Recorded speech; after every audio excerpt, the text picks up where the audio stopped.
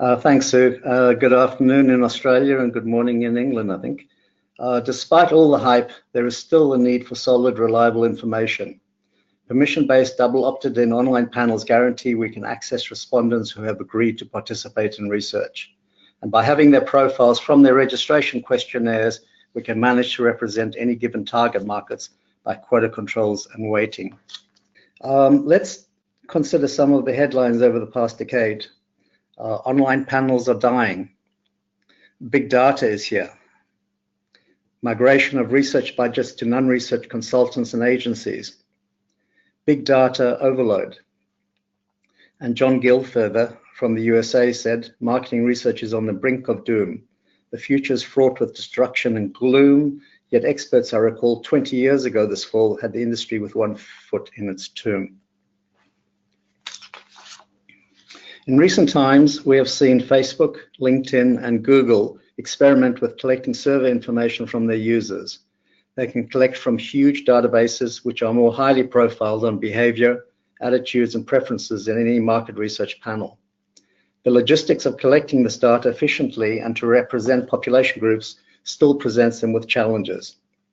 Researchers too have, for example, recruited from Facebook to conduct surveys and found that the funnel to obtain a completed survey might be thousands of Facebook users. And at the end of the process, the representation might be suspect. There's also been experimentation with technology-based data collection using digital and automated processes, use of artificial intelligence to replace interviewers on telephone surveys, big data digestion from client and other usage databases, fused data from multiple databases, and even primary research and big data. Apps which change the interaction with panelists, MROCS or market research online communities, most often specific to a client customer base, and dynamic samples where pop-up surveys collect interviews on the run from possibly fresh respondents. There is still, however, a need for a reliable base sample which can be selectively supplemented by some of the new techniques and approaches. To help guarantee the online panel is robust and reliable, it must be well sourced and recruited, must be double opted in, must be well profiled, and must be well managed. To ensure a panel is representative, we must know whether it represents the population groups being targeted, know how it has been sourced, are the sources representative individually or cumulatively, can one quota control to match sample to universe on demographics, attitudes, behaviors, and psychographics, and can one weight by the same areas, matching the profiles of the sample to the panel, and matching the profiles of the sample to independent, credible sources such as the census and industry studies. To ensure the panel is capable of providing valid information, we must ask, are the people responding who they say they are? Are there cross-checks to confirm or validate that their profiles are accurate and that they are not participating multiple times with differing demographics or usage profiles?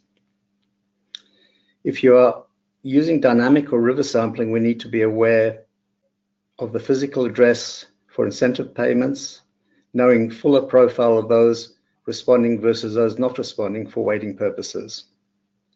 And one needs to be cautious that stated behaviors do represent actual behavior. This may be a challenge for market research relative to big data, which does collect or have access to actual behaviors. It may also be an opportunity for market research to combine with big data analysis to understand the why of the behavior and possibly provide strategies for clients to focus their analysis on the overwhelming big data databases. We mentioned MROCS or customer communities earlier. These very often exclude non-customers and prospects. It is also difficult to project these samples to the total population without including supplementary sample from general population panels. Most online panels are recruited only online, so be cautious in assuming that they are representative. They can be heavier internet users, they can be on multiple panels, they can be representative of a narrow group of the population, and they could be professional respondents. And if the researcher really needs to know if they have a representative sample, steps should be taken to assess or measure the non-response. Are the people who did not respond similar or different to those who did? To further understand the non-response, it's worth reviewing the funnel process on the left for reaching the sample achieved in your surveys. We start with the population and then have to reduce the reach to reach the approximately 89% who have internet access. This drops dramatically to those who are willing to join a panel, and then again to those who are active on the panel and to those who participate in your survey.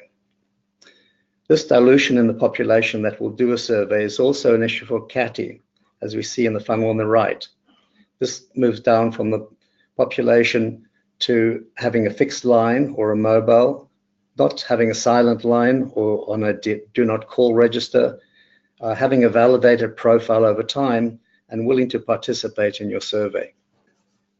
If we compare CATI and online panels, we see CATI positives are that there is interviewer control, there are probing opportunities, and sourcing respondents outside of panels is possible. The online pluses are that you have a profile panel, it assists with quota controls, and it assists with weighting the people who respond to reflect the non-response. There are indeed some common themes that apply to both online panels and CATI. We need to know who can be reached. We need to understand the profiles of those sampled and those that are excluded. We need to manage the gaps, the sample versus the projected population, and we need to be able to weight to correct for deficiencies. One solution we have worked with to align an online panel sample to the population is to use a segmentation that has been used to profile both the population or the target and the sample. Geotribes is a segmentation that uses physical address and age to segment the population into 15 segments based on socioeconomic status and life stage. A panel with each panelist tagged by these segments allows us to match or quota control the sample to the census by more than just age and gender within state, which is similar to matching on psychographics. As it is census-based, it also helps account for the non-response when we weight it back to the population. Geotribes has been matched to the census in Australia, in the US, and in the UK. This slide shows a grid which demonstrates the two axes of Geotribe segmentation. The vertical axis is the social economic status, and the horizontal is the life cycle stage. So if you are rich and you're old, you're a fortunate in the top right-hand corner. If you're poor and old, you're a survivor in the bottom right-hand corner. If you're affluent and middle-aged, you're an achiever. And if you are poor and middle-aged, you are slender means.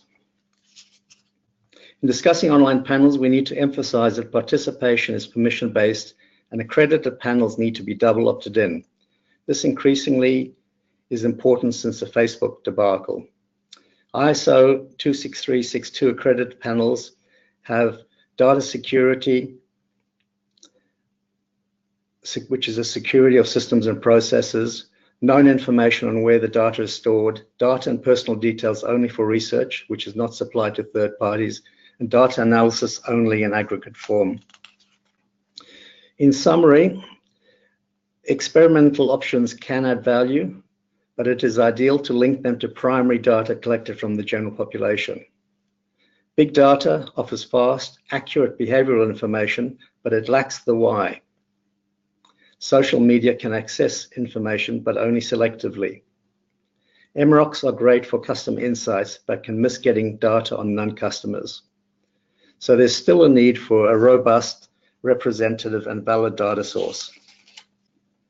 In conclusion, I believe panels still provide a robust option. They can be managed to represent the non-response through weighting.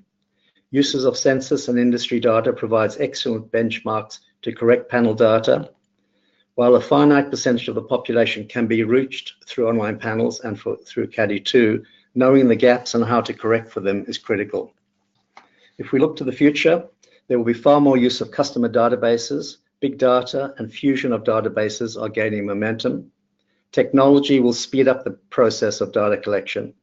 The amount of data available to clients will be overwhelming, and primary research data will become more important in determining strategies for data analysis. Primary research data collected from panels under proper management will be essential in understanding big data, and there's an increasingly important role for good panel research. Thank you, and any questions?